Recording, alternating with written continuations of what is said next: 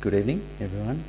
Welcome to Monday night Introduction to Buddhism. So, my name's Mark. So, I'm a student here at Tara Institute. So, it's been my privilege to sort of teach usually at the beginning of the year, so which is February this year. It's also the start of the Asian or Tibetan New Year. So it's quite auspicious. They call it Losar. So there's a lot of celebrations. You might have seen the dragon, the year of the dragon. So the Chinese, they call it the dragon, and the Tibetan calendar, it's the wood. I think it's the wood dragon. So anyway, there's a fair bit of auspiciousness around this time. Thank goodness. So we all need a bit of that. So so tonight I'm going to cover a number of different topics. So we'll probably recap over some of the topics we covered last week, and then go into a little bit more depth as well. So first up, if you wouldn't mind putting your hand up if you're new to Tara Institute or first time coming to Monday nights. Okay, great. And I'm assuming the rest of you have been a few times. I can see some familiar faces, so that's great. So anyway, welcome to everyone. So first thing, in Buddhism, they characterise motivation as very important. In fact, it's the most important precursor of any action, is to have a good motivation for whatever you're doing, whether it's work or play or rest or leisure, meditation, any activity. If you have a good motivation, generally that propels the result. And the opposite's true. If you go into any sort of activity with a motivation that's a little bit substandard or a bit, I don't really care, or then generally the outcome is not that great, or it could be problematic. So Buddhism pushes that, says, look, if you characterise before you perform any sort of activity, you try and motivate have a good motivation. So this can be done on various levels. So the first level is for oneself, that we have a good motivation for whatever we're doing for our own ends. So that's a valid motivation in Buddhism. So there's no sort of well, that's inferior. You need to have a level of that you're self-propelled in a positive way for your own ends or your own happiness.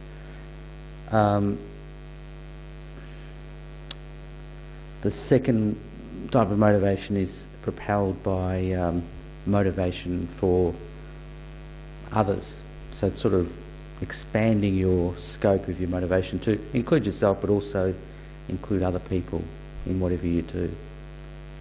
So that's quite interesting as well. So in the form of Buddhism that's taught here, it's they're called the Mahayana Buddhism. So effectively there's an altruistic intention to attain a state of enlightenment for the sake of everyone. So not just for oneself. So that, anyway, it's quite a, if you like, highfalutin type of concept, because can that be done, and will that have any impact on anyone else? But that's the practice. So we'll go into a little bit of that in detail later. So last week we covered the concept of the person. So Buddhism places a lot of store on that. You need to define the person. What is the person, etc. So the definition I like to use is the person is based on a continuation of the body and the mind, because we all have that. And it's a continuum that comes together and it flows along. So in that way, Buddhism is not positing that a person does not exist. And some philosophies do posit that the person and even things do not exist because ultimately they're not findable. So that's a trap. So if you sort of go down too far down that sort of line. I can't, and use me as an example, I can't identify a mark in any of the parts or the collection, so I could erroneously come to a conclusion that therefore mark doesn't exist. And that leads to a whole lot of psychological problems, because if I don't exist, then why do I bother? You know, there's sort of a self-fulfilling end to it. So Buddhism says don't go down that extreme. So anyway, I use this concept of a person being based on the continuum of the body and mind. So it means that if it's a continuum, essentially it's identifiable, but it's moving, it's changing. And I think we can look at that ourselves, that the person we are today isn't exactly like the person we were yesterday, and is definitely quite different to the person we were 10 years ago and maybe 20 years ago. So there's sort of you can see it's still Mark, but changes in what's going on in my mind and also in my body. So it's good to, I guess, hold on to that thread, that there is a continuum of person that exists.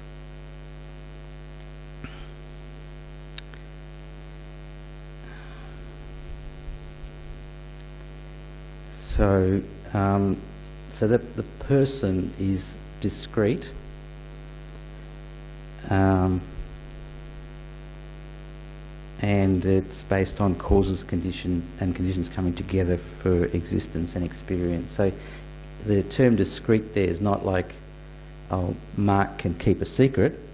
So that's not the discrete I'm trying to talk about there. The discrete here is the person can be identified on the basis of the continuum of the body and the mind. So that's the discrete. And the person's distinct because that person is, for example, not another person. So Mark isn't Jane. So there's Mark and not Jane. So the term that we use for these causes and conditions coming together to make up that continuum is called dependent arising. So it's dependent. So Mark, in this example, I'm based on causes and conditions coming together to make up Mark.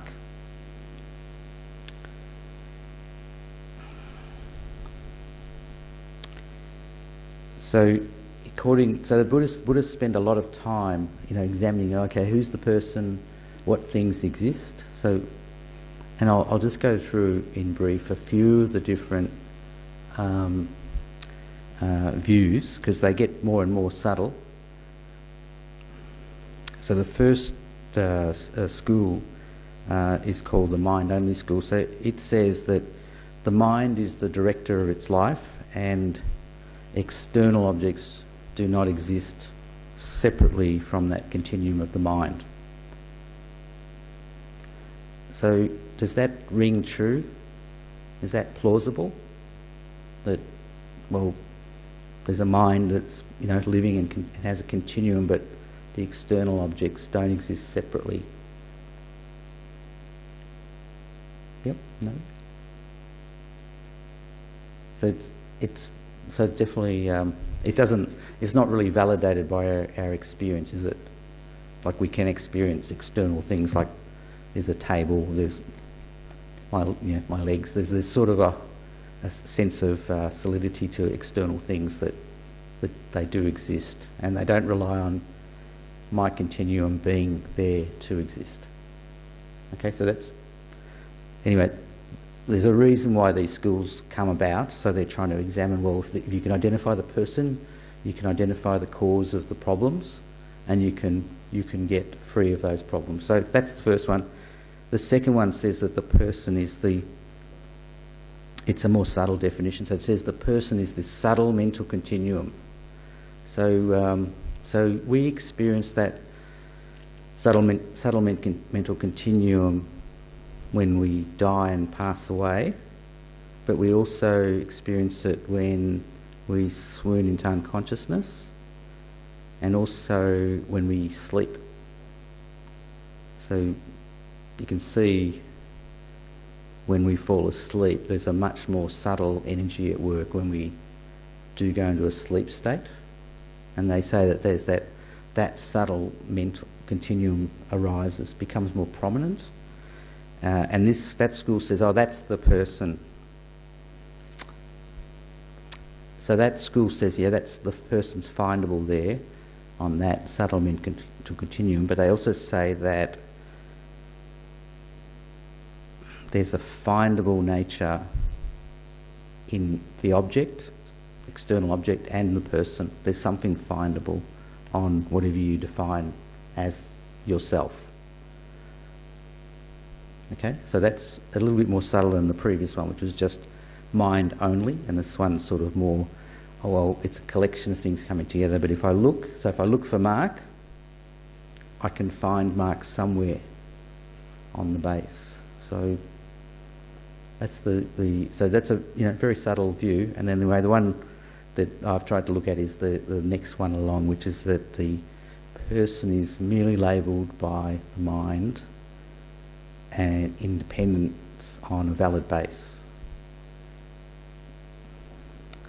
And that definition's applicable to both the person and external objects. So it's merely labelled by the mind on a valid base. So I can go television. So I've labelled it, but is it a valid base? Is this red object a valid base for a television? So I'd say, Ingrid, you'd say no, you'd shake your head, yeah, so it's a no. So it needs to be a valid base. So I can go, oh, Mark, yep, valid base for labelling. But if I said, oh, Jane, then the base isn't valid. So it's a label. So you need to, so that's where you go, what can I go, what can I, you need someone doing the labelling, merely labelling it, and you need the valid base together. So, and that definition, as I mentioned, it's applicable to both the external object and the person. Anyway, how does that fit into the idea of having some sort of happiness? So in Buddhism, they say that the main reason we have afflicted minds that cause us some sort of dissatisfaction is because of our misconception about ourselves and external things. So it's not a misconception that, oh, well, I've labelled this red object a television. That's erroneous, so you'd say that's incorrect, but it's because if I swing it back, I've labelled Mark as a solidly existing entity that exists from my own side without causes and conditions.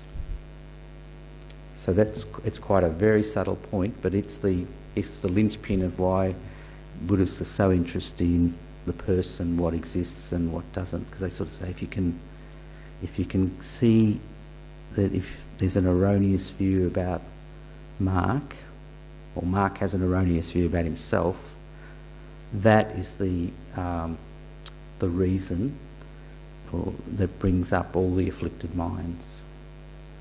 So, and they call that ignorance, all-pervading ignorance. So it's ignorance about how things exist. So if I think, yep, it's Mark, solid Mark is here, and I see someone about to yell at me, then because I don't see it as causes and conditions coming together, I'll immediately generate some form of anger or upset or hatred. So that, and from that afflicted emotion, I could perform an action of harm to the other person.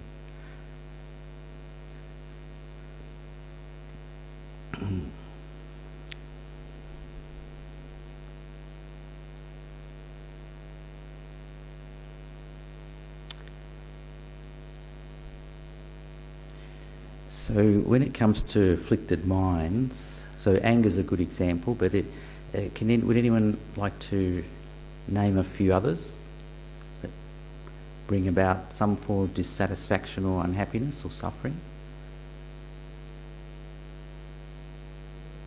Yep, jealousy is a good one. So that's a bringing forward a very competitive view of the other person, that they have it so much better than me and I'm more deserving than them of recognition and accolades, and being upset at any success they have. So that the other person might not be aware that I have that feeling of jealousy towards them, but it certainly makes me uncomfortable, you know, upset and agitated. So that's a very good example of an afflicted mind and its effect on us, and it not even remotely even affecting the other person, but it affects me. So, and anger could be the same too. So it's sort of like boiled with rage, get angry at the other person, maybe do something terrible, but maybe not, maybe just feel very agitated within myself and then not be able to deal with it, and then, you know, be a quivering mess for a while. So anyway, are there any other afflicted states that you would like to mention? Frustration, yes, what we call.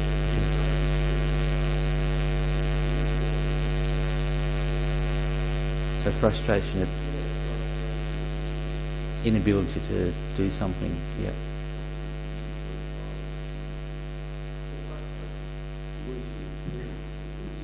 Losing your keys, losing your phone. Yep.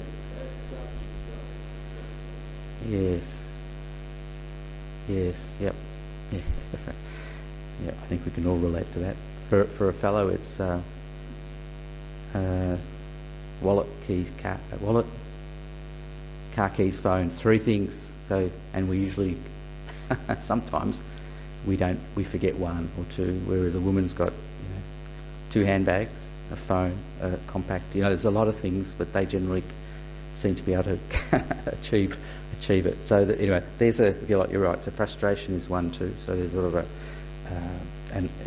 generally probably coming back at yourself, isn't it? Or how silly am I for forgetting that whatever it is, you know, or not being able to do that task which I was able to do before.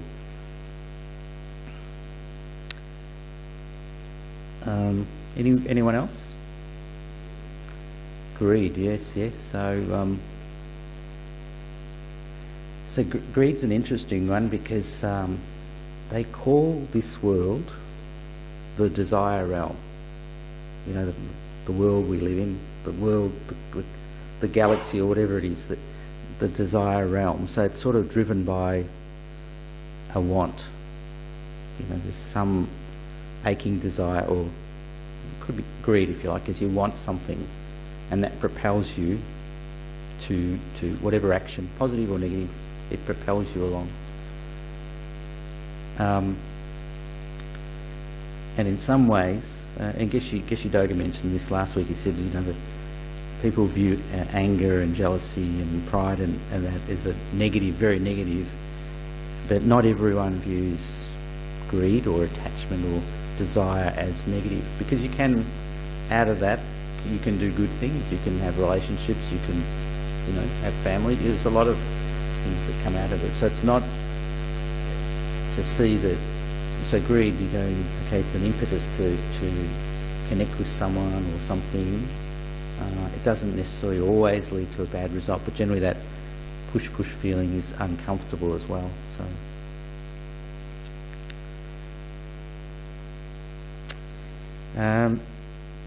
So, anyone else would like a? Okay, well, I've got just a little anecdote. So there's a couple of people that I know who are both very good people on their own, you know, like caring and, you know, dedicated, look at, you know, they're very good, etc. But unfortunately, both view each other through the prism of suspicion. So they're both suspicious of each other. So,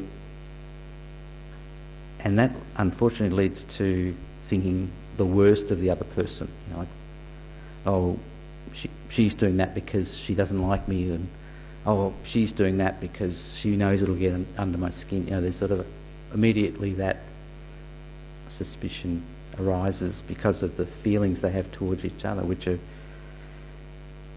are being viewed through the prism of the other person being the absolute worst.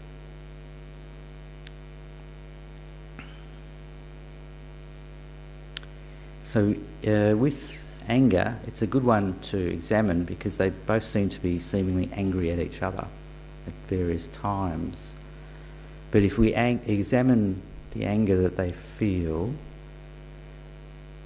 could we perhaps see that there's an overestimation of the other person, as in overestimating their negative qualities, and the other person doing the same, that they've exaggerated the other person's persona to make them the enemy at that point. So it makes it even bigger than it maybe could be. So, and I've seen this where one person will make an innocent comment and the other person will construe it through their own eyes as, oh, she's having a dig at me. So it's quite a good example because in both cases they're both angry at each other and they're both viewing each other with suspicion all the time. There's no room for, oh, that was just an innocent comment, no problem, you know. Okay, so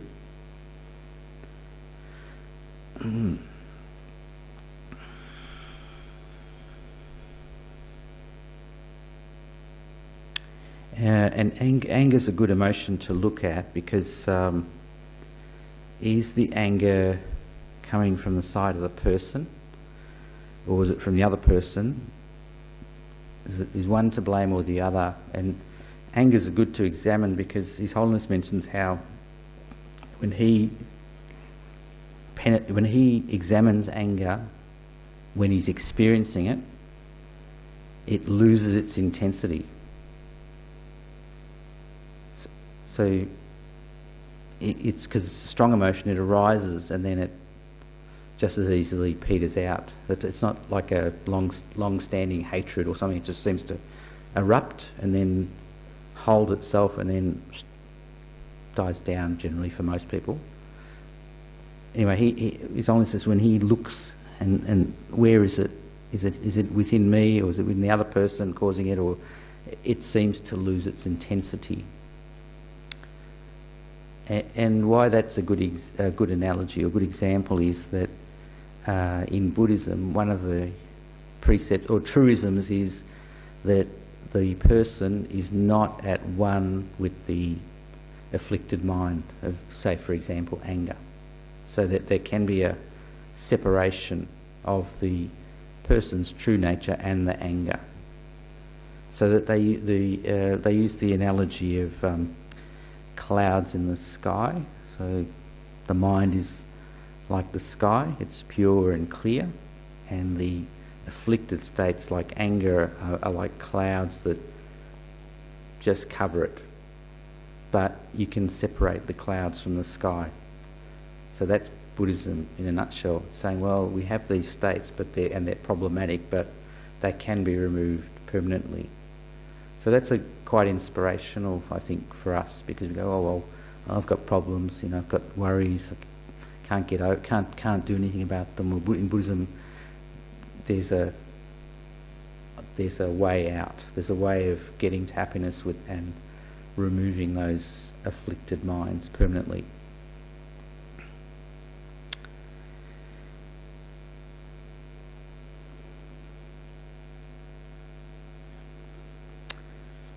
So, can anyone see where an example like anger could be positive? Could have a positive outcome? Social justice? Yes, go on. So, what do you mean by that?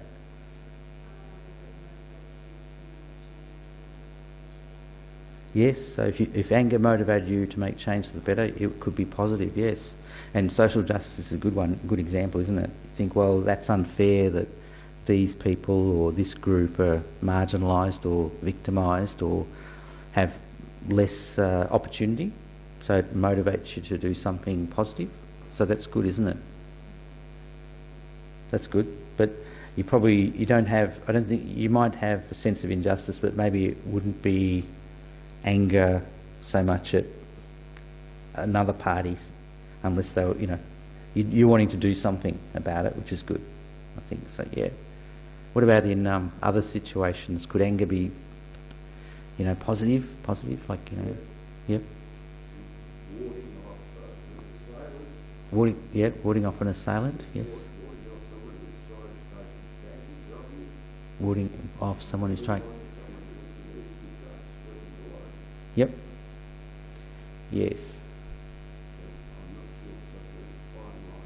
Yeah, it's a very fine line. So in Buddhism, they say you're not actively trying to harm anyone, but you can certainly do what you need to take yourself out of harm's way, and that could be, stop, don't come any further, or I'm out of here, whatever it is, whatever you need to do. So, but you could do that without getting angry, I think, because you could be sharp enough to go, oh, I'm in a vulnerable situation here, I'm going to take a step back and out, and then you're out and you don't have that mind of anger arising. So, but that's a good example, because that happens all the time, isn't it? We're faced with choices about what we do, and you go, all right. So, self-defence. Yeah, self-defence, yes. Yeah, but it's always. I mean, in the martial arts, they always talk about, well, the best form of defence is if you don't have to fight at all. You don't have to use your martial arts skills to fight. If you can negotiate, walk your way out of it, or wait for another day, or whatever it is. Sometimes you have to defend yourself, but you might not be angry at the time. You might be just aware of what's happening and going, I'm going to defend myself or defend my friends. So, yeah. Okay, it's good.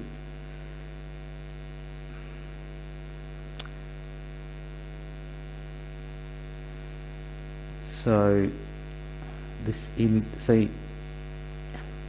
in Buddhism, with anger, just pure anger, they say when you have that experience of anger, there's no room in your mind for happiness, because you're angry. Just at that moment, when you're consumed with anger, that rage builds. At that moment, there's no room in your mind for happiness, because the anger's all consuming. So that's interesting, isn't it?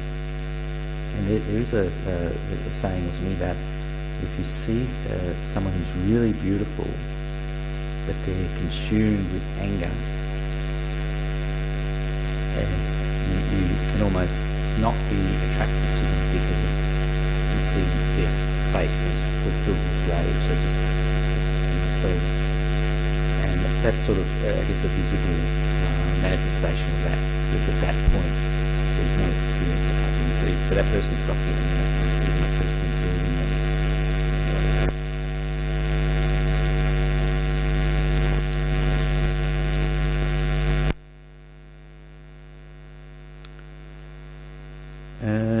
so let's do a little bit of meditation. I think we'll do that, and then we'll continue on. So if you just get in a comfortable position, so you can be sitting or cross-legged. So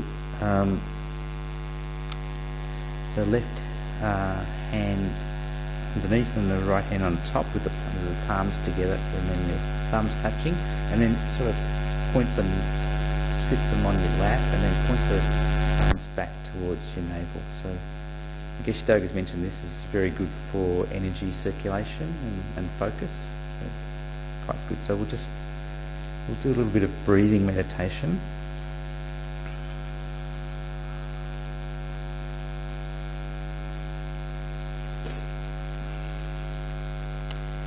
So we'll keep our back straight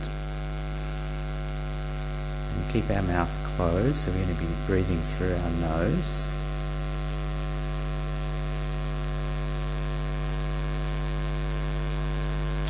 And our eyes are not completely shut and not completely open. So we're just letting the impression of light in. So we begin by just breathing gently through the nostrils. And then imagine or visualize as you're breathing out that all your anxieties, worries and concerns of the day are being removed. And as you're breathing in, let that beautiful enlightened energy come into you. And we can do that for a few moments.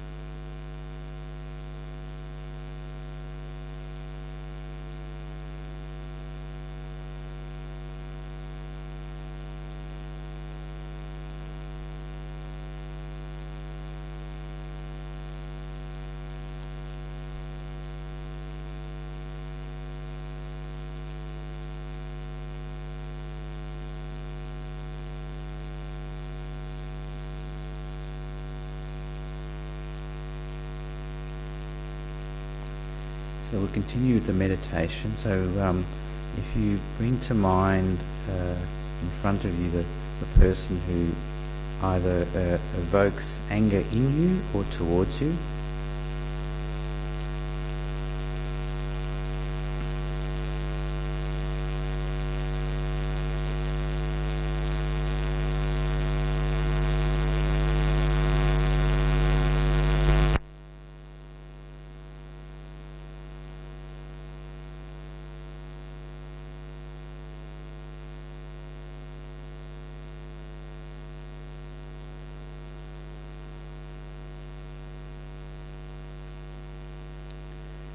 so we can look at whether that feeling that we have, the anger, whether it's the anger of the other person or ourselves, whether it's an accurate feeling, whether it's is it accurate or is it an overestimation?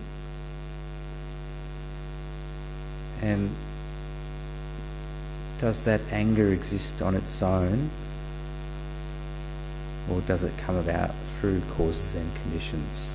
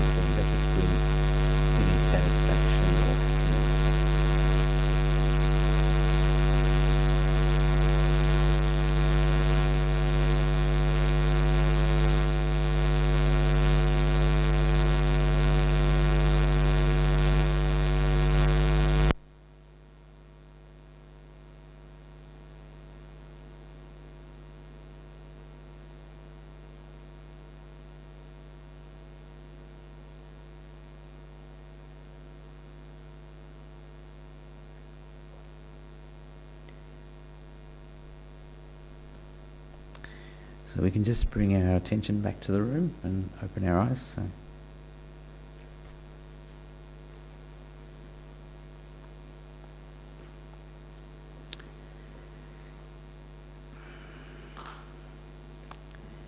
So like the definition of the person being a continuum and dependent on the causes and conditions, so merely labelled by the mind, independence on a valid base, you can say that everything else is the same, that it's merely labelled by the mind on a valid base, including anger.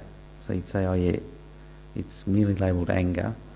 And His Holiness is a good example when he goes, I've examined anger. Is anger on my enemy's body or my enemy's mind? So he's sort of swinging. He's got the strong feeling of anger, and he's trying to pinpoint it. So it's that analysis. Where is it?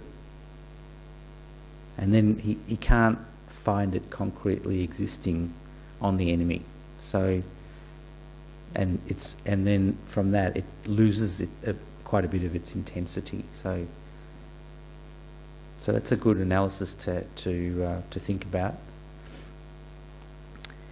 Could that analysis be done in the midst of an episode where you've been provoked and you're feeling really angry? Would that be easy to do? No, so it's a big no there. So those are techniques that techniques. You need to practice it in meditation first, and then you'll get better at it. And then if a real life experience of anger occurs, you can switch to saying, well, I can't really find it. I've looked at it and it just seems its intensity dissipates. So that's a good use of meditation. So if you do the breathing meditation and then you move into an examination of the nature of that afflicted mind of anger, it can hold you in good stead out of meditation.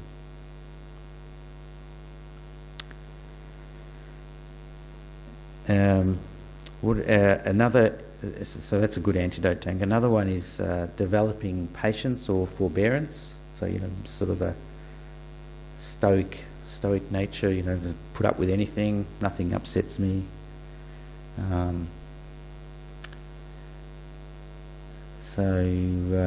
That's another one that's difficult to do when you're in the midst of an episode where you're either being, in the experiencing anger yourself or someone is angry at you. It's very difficult to then go, I'll be patient, I'll just grin, and you're sort of gritting your teeth, and everything's becoming more and more pent up. So hard to have that patience and forbearance without some form of listening to teachings, and also thinking about and even meditating on the advantages of developing patience or forbearance.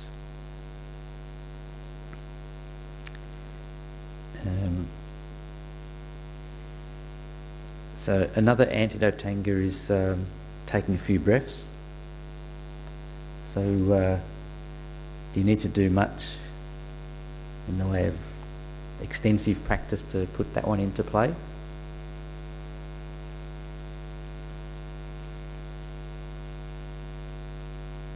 No?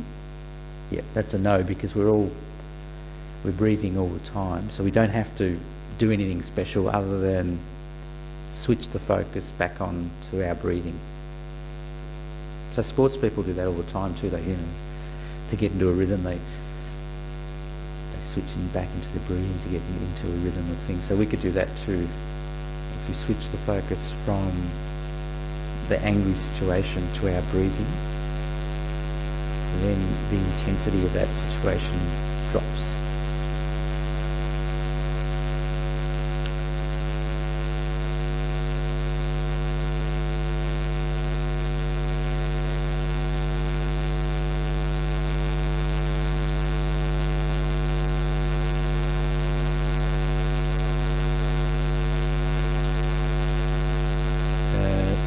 So that's a good one without having to do too much extensive meditation or study or anything like that. That's a good technique. And I've often seen that, before you make an important decision, pause, take a step back. It's the same thing. Pause, you can do it. Don't react out of anger, just take a few breaths, and then the situation may change for you. Another antidote to anger is, this is the one His Holiness is talking about, looking at the intensity of the emotion. So he's going, that experience of anger that he's having, he looks at it and then it disappears. So could you do that if you haven't sort of done any sort of meditation? You think? Yes? If your analytical mind's really good, you could do it without having to meditate on it previously. But if you're, I'm examining the nature of the anger, and it becomes all-consuming, then you might get too caught up in, you're not an observer of the anger, you've dived right into it and become consumed by it. So it's better if you can practice through meditation, examining it. So it's interesting because again, His Holiness is saying, well, the anger's got the causes and conditions as well, arising and creating, and then it falls. And then if I try and pinpoint where it is, it seems to lose its intensity and dissipates. So that one's pretty analytical, isn't it? You're examining its nature. And then there's one more that's a good one, and this one's they say the key antidote to anger is the development of love.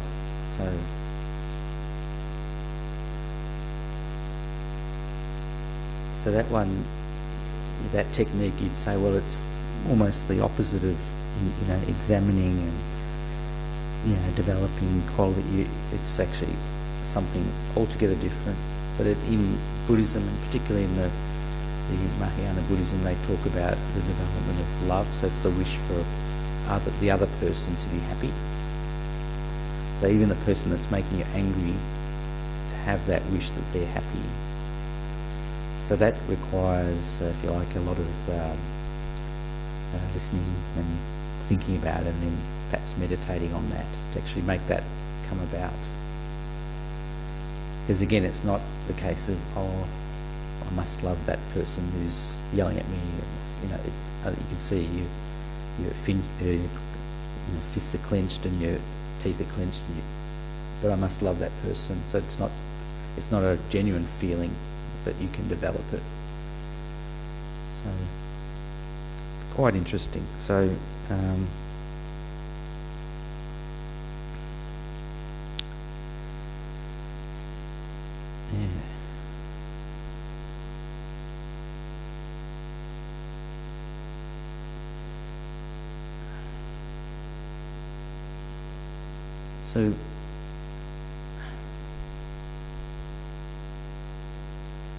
So one of the key practices of Buddhism is the development of that altruistic intention to achieve this full enlightened state, for you to achieve that full enlightened state for the sake of all beings. So one of the preconditions for that is that development of that love for others. So we have that love already for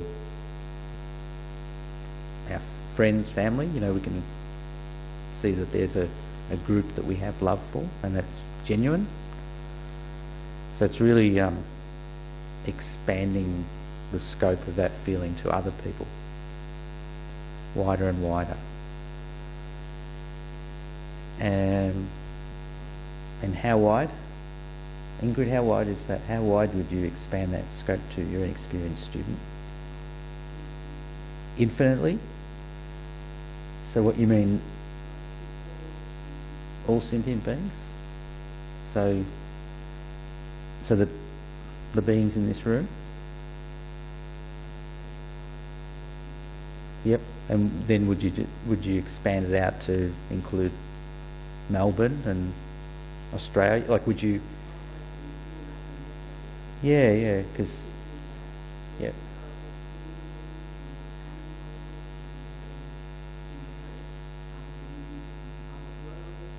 Yep.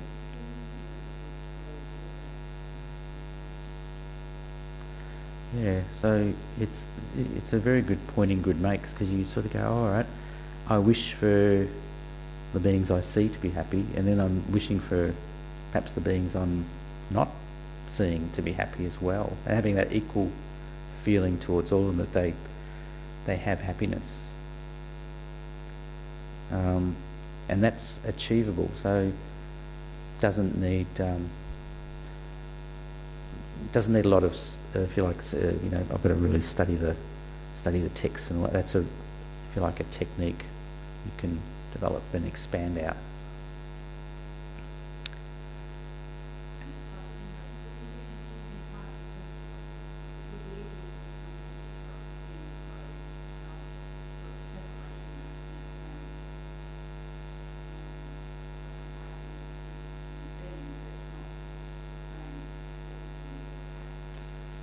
Correct. Yeah. So there's it's a quite a fine line, isn't it? I have compassion for you as a human being and love, and I'll try and expand that to all beings. But still, I can still recognise, because I'm validly recognising, the actions that person's performed are, terrible, heinous, or travesty, or danger to the community, whatever it is, and you can still recognise it. You're not misclassifying the action or the person's actions and their consequences. So you're sort of saying, I recognise what you've done and it's terrible, so we need to take steps to protect the community, but I still try and develop love and compassion. So I've got a friend of mine, she used to work in I think it's called correctional services. So there wasn't much correctional work going on there, unfortunately. It's just pretty much housing the hardcore criminals who've done heinous things, heinous crimes towards others. And to her credit, she said, he's a human being like me, so I'm going to treat him with love and compassion. And that was despite knowing that he had a rap sheet of misogyny and murder and rape and like a long list right throughout his life, and effectively just one heinous crime after another, culminating in a terrible crime.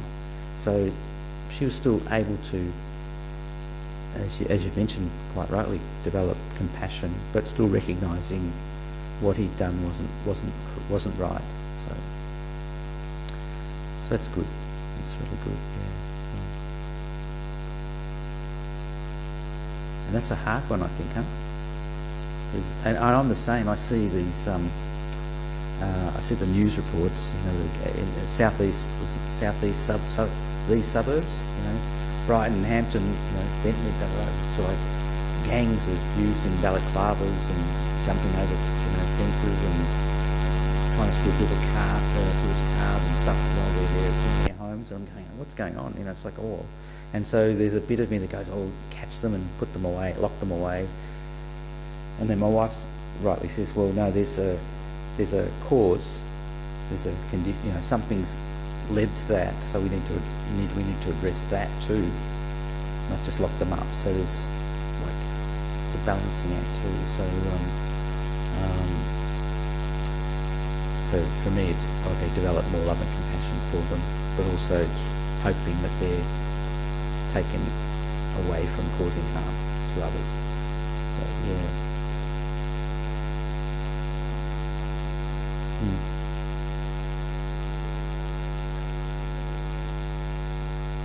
Oh, okay. Israeli-Gaza war. Okay. Well, that's an interesting one. So,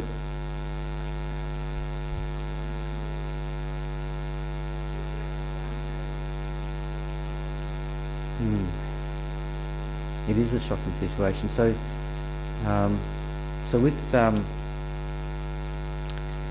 with causes and conditions, and I'll cover this in sort of the weeks to come. So we sort of say, there's causes and conditions propelling the person, and person experiencing life because causes ripen and things change. And in Buddhism, we say that doesn't finish at death.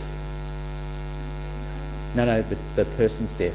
So when I die, according to Buddhism, that's not the extinguishment of mark. There's in Buddhism, because if there was, you'd say, well, it's fine, I've experienced what I've experienced and that's the end of it. But in Buddhism, they say the continuum, that body-mind continuum, particularly the mind, it goes on, it kicks on to the next one, the next life. So with that, and I've looked at it historically a little bit, and I've gone, okay, I won't point specifically to the Israeli-Gaza situation, but I'll go back further. I'll go to history and invasion, colonisation. So you go, all right, first it was going back to the Romans, or the Greeks, Romans, so invading each other and then colonising and then, imprisoning, and then death occurring and then people being reborn, and then the person who was the victim becomes, in the next lifetime, perhaps becomes the perpetrator. So there's sort of like this cycle, it never ends, because and I've read some sort of American history, slave owners and slaves, and there's some recollection from some of them, oh yeah, I was the slave in one life and he or she was the master, and in the next life it was the reverse. I was the master and they were the slave, and the beatings, the viciousness continued, just the roles were reversed. So, and again, if you perform a harmful action, it's stored, and then if it ripens in the next lifetime, it'll come back. So as something, and I think invasions, colonisation, terrible things happening to groups of people, it's sort of like that. It's back and forward, and it's quite terrible. Because I mean, I look at it and go, oh, I just feel so sad for anyone in that neck of the woods. And there are other parts of the world that are not much better. I mean, it's just weird. And again, it points to the fortunate state we're in. Really, I mean, we can complain about the debt Victoria's in, or these gangs roaming the southeast, or whatever. But it's small. It's really small compared to the suffering in Gaza, or in Africa, in the Middle East, and in Asia. The Uyghurs, for example, in China. Been going to those factories where they're effectively wiped out. So it's sort of like there's lots of places where this suffering is perpetrated by others. So it's unfortunately terrible. So it's important we develop compassion and love for them. So no easy answer to the situation in Gaza, I'm afraid, because it seems like one side's intent on what it wants to do, and the other side's intent on what it wants to do, and they're not coming together at all. So at this stage.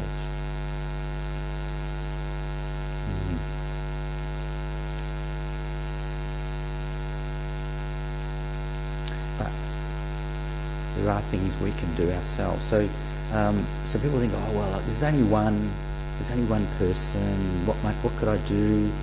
I can't. Even if I develop good qualities, what impact will it have? And you think, well, no, that's not true, because if you develop good qualities like love or patience, or develop a few techniques to quell the anger or disperse it, at that point you're doing two things. You're not harming anyone else, and potentially you're benefiting them by not harming them. And I've used this example before of our pets, our animals. So if you treat an animal well and you look after them and you're affectionate and feed them all that, they're so loyal and kind back to you. They just can't conceive of being without you. And you can see that's so that in a way other people are like that too. If you treat them well and with kindness, they'll reciprocate. They'll become better people, and also their feelings towards you will be, oh, I'm really happy to see you. Which may not have been the case before if you were just, bar humbug, I don't care whether I see you or not. So it can make a huge difference.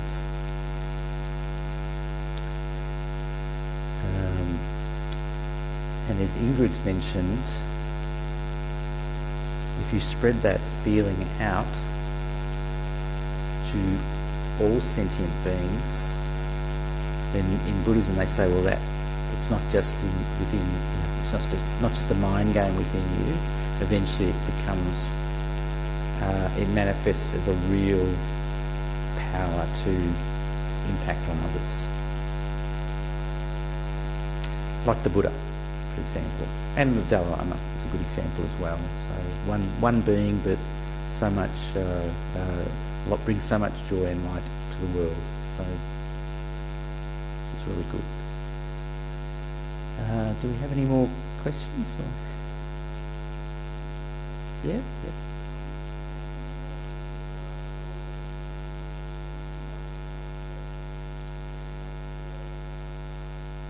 Yes, you do. So you have to have, if you like it, take a step back. Before love, there's this state of compassion. So we talk about, can you be? I'm wishing that everyone is free of suffering. That's the definition of compassion. But you need to have that for yourself as first up. Because you have to recognise perhaps you're in a suffering state of some sort, and develop that feeling for yourself. I want to get out of that suffering, so may I be free of suffering. And similarly for love, may I have happiness and its causes. So quite important. And that's why I mentioned there's two streams, two valid streams, so you can have those feelings for yourself and you can expand them out to others. So they're both valid. So quite good. Cynthia, did you want to? Yep.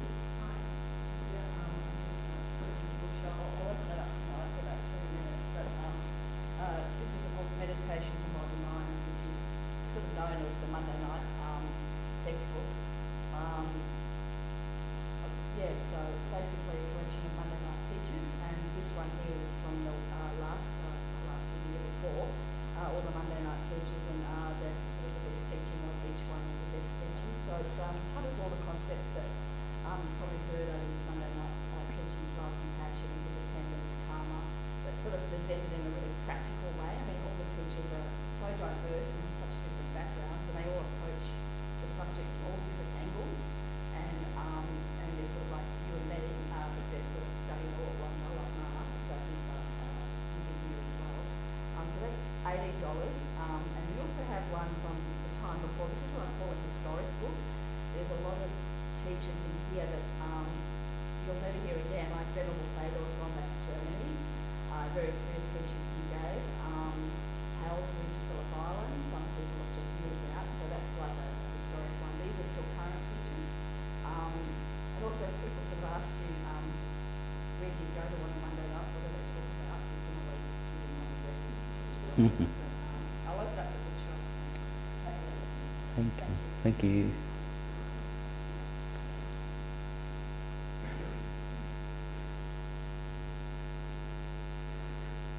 Okay, well, that's good. So, look, thank you, everyone. It's very, very good tonight. And good motivation at the beginning, and then just to bookend it, you always have, if you do something good, virtuous, we in Buddhism we dedicate. So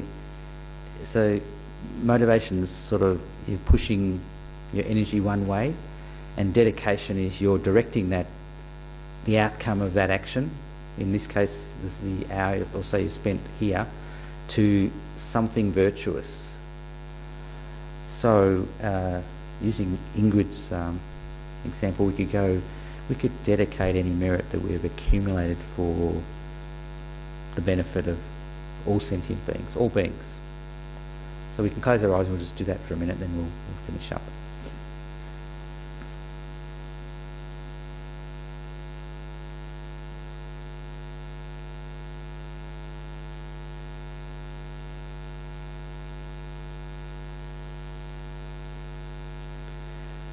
Okay, thank you everyone. There's some tea, I think, in the coffee lounge and biscuits, so welcome to stay. Otherwise, I'll maybe see some of you next week. Thank you.